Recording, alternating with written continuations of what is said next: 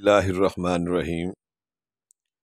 میاں بیوی کے تعلقات کے حوالے سے اور ان کی محبت کے سلسلہ میں یہ معلوماتی ویڈیو ضرور اپنے دوستوں سے شیئر کریں۔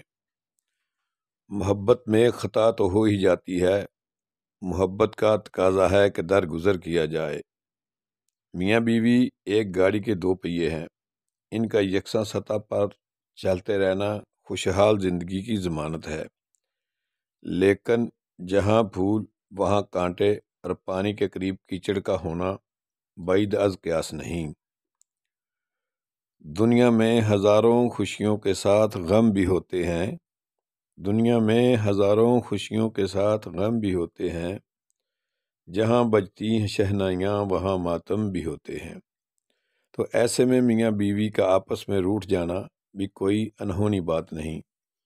جب کبھی ایسا ہو کہ کسی شخص کی بیوی روٹھ جائے اور بآسانی صلح پر آمادہ نہ ہو رہی ہو، تو شوہر کو چاہیے کہ قرآن پاک کی سورۃ آل عمران کی آیت نمبر 132، 133 اور 134 نماز فجر کے بعد گاہے گاہے تلاوت کر کے اس کے معنی و مفہوم کو ذہن نشین رکھے اور دعا کیا کرے۔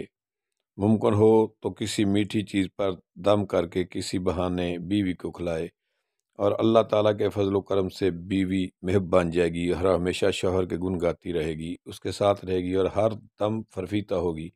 شوہر کو بھی لازم ہے کہ پھر اپنے رویوں میں مسکراہٹ لائے۔ آیت مقدسہ یہ ہیں، ان کا ترجمہ پیش کر رہا ہوں۔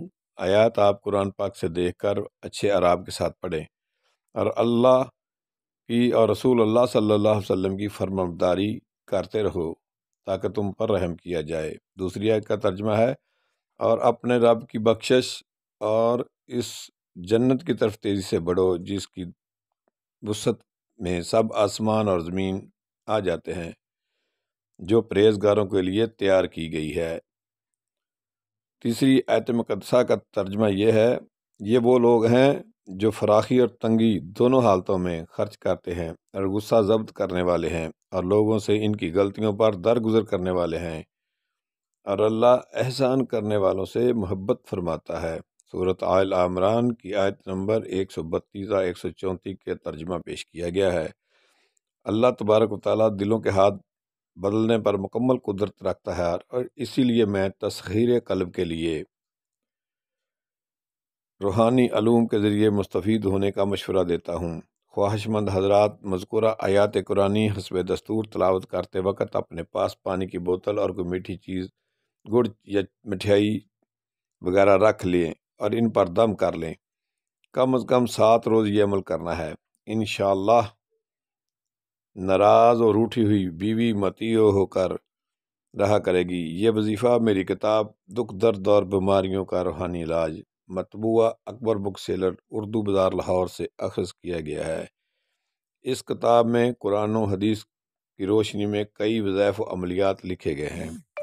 انشاءاللہ میں اپنی آنے والی دیگر ویڈیو میں قرآن و حدیث اور روحانی علوم، نوری علوم کے حوالے سے مزید معلومات فراہم کروں گا۔